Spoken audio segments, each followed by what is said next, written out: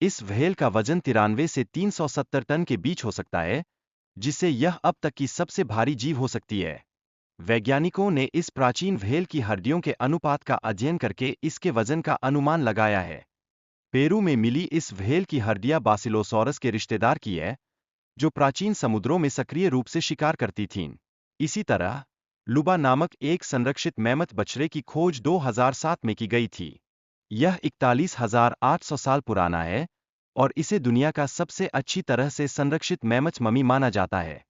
2010 में यूका नामक एक अन्य संरक्षित मैमथ की खोज की गई, जो 39,000 साल पुराना था। वैज्ञानिकों ने यूका के ऊतकों से कोशिकाओं को सक्रिय करने की कोशिश की है। आइस में संरक्षित प्राचीन बबूनों के अध्ययन से यह पता चला है कि ये प्राचीन मिस्र में व्यापार के माध्यम से लाए गए थे। इन बबूनों की ममीकरण से हमें प्राचीन संस्कृति के बारे में महत्वपूर्ण जानकारी प्राप्त होती है। वैज्ञानिकों ने बबून के कंकालों में ऑक्सीजन और स्ट्रोंटियम के स्तर की जांच की, जिससे उनके भौगोलिक स्थान का पता लगाने में मदद मिली।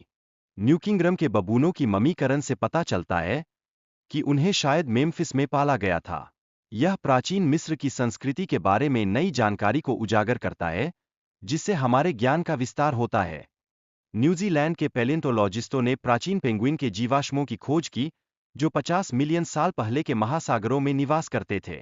इसी प्रकार तोबा ज्वालामुखी के विस्फोट ने वातावरण में सल्फर छोड़कर तापमान में अस्थायी परिवर्तन पैदा किया। इससे कुछ क्षेत्रों में तात्कालिक ठंड महसूस की गई, जबकि दीर्घकालिक प्रभाव सीमित थे। आइसलैंड के फेनी जियोथर्मल पावर प्लांट के पास भूकंपों की गतिविधि संभावित ज्वालामुखीय विस्फोट की चेतावनी प्रदान करती है। यहाँ की मिट्टी में बदलाव और दरारें फिर से सक्रिय होने का संकेत दे रही है। माउंट सेंट हेलेन के विस्फोट ने अमेरिका में सबसे विनाशकारी ज्वालामुखीय घटनाओं में से एक को जन्म दिया। इससे हजारों जानवरों और मनुष्यों की जान गई और व्यापक क्षेत्र में तबाही हुई। कुछ विशेषज्ञों का तर्क है कि जल विद्युत प्रणाली के लिए आवश्यक पानी की कमी थी, जिससे यह प्रणाली संभव नहीं लगती। जोजर का पिरामिड एक साधारण मकबरे से विकसित हुआ था और इसके निर्माण में कई परतों को जोड़ा गया। निर्माण में रैंप का उपयोग करने के सिद्धांत पर चर्चा की गई है, जिससे भारी पत्थरों को उठाने में सहायता मिली होगी। टीम ने एक और ब्रोच खोजा जिसमें कोई रत्न नहीं था, लेकिन इसका डिजाइन जटिल और आकर्षक था। यह ब्रोच एक पत्ते के डिजाइन के साथ था, जो इसके सौंदर्य को और बढ़ाता है। खजाने की खोज में संख्या 13 का महत्व भी दर्शाया गया है, जो नाइट्स टेम्पलर्स से जुड़ा है। द्वीप पर एक चट्टान पर 13 शाखाओं वाला एक पेड़ भी उकेरा गया है, जो इस रहस्य को और गहरा करता है। विशेषज्ञों ने बताया कि पहला ब्रोच वास्तव में एक रत्न नहीं था, बल्कि एक विशेष प्रक्रिया द्वारा बनाया गया कांच था। यह ब्रोच 14वीं शताब्दी का होने का अनुमान है, जो उस युग की कला का एक अद्वितीय उदाहरण है। 1974 में सर्डिनिया में विशालकाय मानवों की मूर्तियों के अवशेष मिले थे। ये मूर्तियां लगभग 8 फीट लंबी थीं, जो प्राचीन लोगों की वास्तुकला और तकनीक को दर्शाती है। बॉस्कोप मानवों के खोपड़ी के अवशेषों से पता चलता है कि उनके मस्तिष्क आकार में हमारे से बड़े थे। उनके औसत आईक्यू की गणना 149 तक की गई है, जो उन्हें अत्यधिक बुद्धिमान बनाती है। अमेजन वर्षावन में सिरेब लोगों का एक रहस्यमय इतिहास है। ये लोग सैकड़ों वर्षों तक यहाँ रहे और फिर अचानक गायब हो गए, जिससे उनके अस्तित्व पर अनेक प्रश्न उठते हैं। प्राचीन मिस्र के लोग मानते थे कि हर व्यक्ति को मृत्यु के बाद एक यात्रा करनी होती है, इसलिए वे अपनी कब्रों में वस्तुएं रचते थे। तुतनखामुन की कब्र में 50 से अधिक उच्च गुणवत्ता के कपड़े और सोने या कीमती पत्थरों से बने आभूषण पाए गए। कब्र में विभिन्न वस्तुओं के साथ साथ कटे हुए बिल्लियों और स्कारब बीटल्स जैसे अजीब सामान भी मिले थे, जो प्राचीन मिस्र की अजीब परंपराओं को दर्शाते हैं। मायन सभ्यता की सामाजिक संरचना बहुत जटिल थी, जिसमें 40 से अधिक शहर और लाखों की जनसंख्या शामिल थी। यह एक मजबूत आर्थिक प्रणाली का संकेत है। मायन लोगों ने अपने कृषि कार्यों के लिए एक जटिल जल सिंचाई प्रणाली विकसित की थी, जिससे वे कठिन परिस्थितियों में भी फसल उगा सके। मायनों ने एक उन्नत खगोल विज्ञान प्रणाली का विकास किया, जिससे वे ग्रहों की स्थिति और ग्रहणों की तारीखों का सटीक अनुमान लगा सकते थे। दक्षिण अमेरिका में पाए गए प्राचीन पिरामिडों ने यह सिद्ध कर दिया है कि इनकी अद्वितीयता और महत्व को समझना आवश्यक है। ये पिरामिड संभवतः प्राचीन तकनीकों का उपयोग करते थे। जापान के यानी के पिरामिड जैसे प्राकृतिक निर्माण भी मानव निर्मित संरचनाओं के रूप में देखे जा सकते हैं, जो हमें प्राचीन सभ्यताओं के बारे में सोचने पर मजबूर करते हैं। यूरोप में खोजा गया प्राचीन झील किनारे का गाँव इस बात का प्रमाण है कि मानव समाज ने बस्तियों का निर्माण करने से पहले जटिल सुरक्षा प्रणालियों का विकास किया था। स्पेन के डुना डे बोनिया में एक रेत का टीला रोमनों के प्राचीन खंडहरों को छुपाए हुए है। यहाँ पुरातत्वविदों ने प्राचीन कब्रें और अन्य ऐतिहासिक वस्तुएं खोजी है। पेरू में शावन लोगों द्वारा निर्मित 3000 साल पुरानी कोंडोर की गुफा को खोजा गया है। इसमें छिपी हुई गैलरी और प्राचीन चित्रकारी हमें उस समय की जीवनशैली के बारे में बताती है। पुर्तगाल में एक उल्टा कुआं है जो अतीत की पहेलियों को छुपाए हुए है। यह कुआं रहस्यमय पारंपरिक अनुष्ठानों से जुड़ा हुआ हो सकता है, जिसका उद्देश्य अतीत के डर का सामना करना था।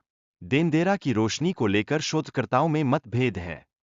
कुछ इसे सूर्य के उगने का चित्र मानते हैं, जबकि अन्य इसे आधुनिक प्रकाश प्रणाली का सबूत मानते हैं।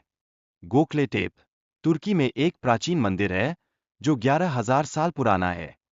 इसकी तिरछी पत्थर की खंभे और मानव आकृतियों की मौजूदगी इस स्थल के रहस्य को बढ़ाती है। अबिदोस में खोजी गई प्राचीन नावों का निर्माण पिरामिडों से भी पहले हुआ था। ये नावें 5,000 साल पुरानी है और प्राचीन मिस्री सभ्यता की नौकायन तकनीक को दर्शाती है। महान पिरामिड का एक विशेष गुण है जो विद्युत चुंबकीय ऊर्जा को संकेंद्रित करने की क्षमता रखता है। यह संरचना रेडियो तरंगों के प्रति अद्भुत प्रतिक्रिया देती है।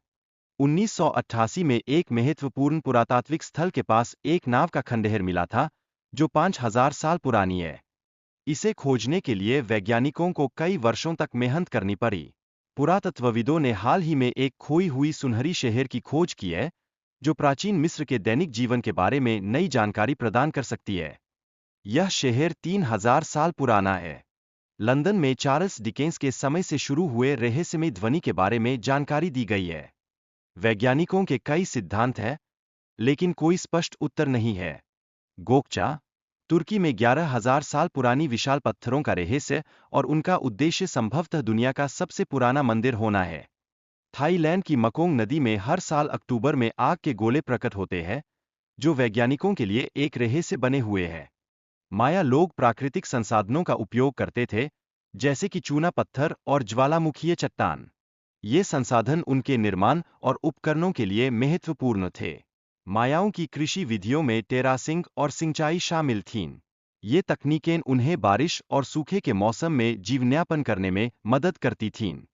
माया लोग लेखन और कला में भी प्रतिभाशाली थे।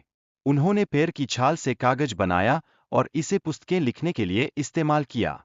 सहारा रेगिस्तान में खोजे गए प्राचीन जल निकासी प्रणाली, जिसे फोगास कहा जाता है, का महत्व जल प्रबंधन में है। ये प्रणाली 2500 साल पुरानी है और जीवनदायिनी जल प्रदान करती थी। गिजा के ग्रेट स्पिंक्स के नीचे छिपे रहस्यमय गुफाओं का पता लगाने के प्रयास जारी है। वैज्ञानिकों को लगता है कि ये गुफाएं फरोहों के खजाने की सुरक्षा करती है। माउंट रशमोर के पीछे छिपी हुई गुप्त कक्ष की योजना, जो अमेरिका के इतिहास को दर्ज करने के लिए बनाई गई थी, इतिहास के प्रति एक अनोखी दृष्टि प्रस्तुत करती है। संयुक्त राज्य अमेरिका के इतिहास को दर्शाने वाले पोर्सिलेन एनामेल पैनल एक विशेष कमरे में रखे गए हैं, जिसे पर्यटकों के लिए अब तक नहीं खोला गया है। ईफेल टावर में एक गुप्त अपार्टमेंट है, जिसे पहले निवास के लिए बनाया गया था, अब इसे संग्रहालय में परिवर्तित कर दिया गया है। लंदन में ट्रैफाल्गर स्क्वायर के पास एक सबसे छोटा पुलिस स्टेशन है, जिसे 1930 के दशक में बनाया गया था और जो आज भी पर्यटकों के लिए आकर्षण का केंद्र है। क्लियोपेट्रा ने मार्क एंथनी के साथ अपने संबंधों को मजबूत करने के लिए एक भव्य स्वागत समारोह आयोजित किया था। उन्होंने एंथनी को प्रभावित करने के लिए ग्रीक पौराणिक कथाओं का सहारा लिया।